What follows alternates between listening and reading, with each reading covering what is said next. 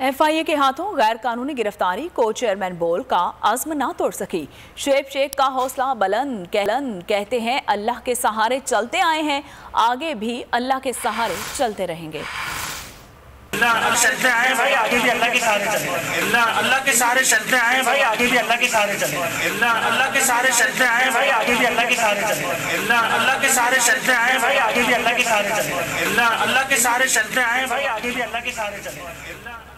मैं आज शुएब शेख को खास तौर पर दाद देना चाहता हूँ कि ये है आज़ादी राय, आज़ादी सहाफ़त, ये उसकी जंग है।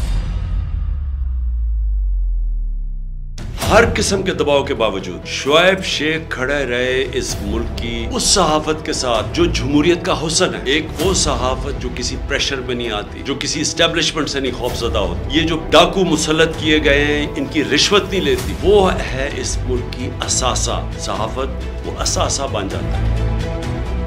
सिर्फ शुएब शेख को आज जेल में इसलिए डाला है कि उसको ये कहा गया था कि इमरान खान और PTI की कवरेज ना करें। मैं पाकिस्तानियों की तरफ से शुएब शेख आपको और बोल चालू कहता हूँ, हम आपके साथ खड़े और इंशाल्लाह आप सब्र करें। ये जो अंधेरी रात है ये ज्यादा तैयार नहीं है। मुझे नजर आ रहा है कि इंशाल्लाह अच्छा वक्त आने वाला है।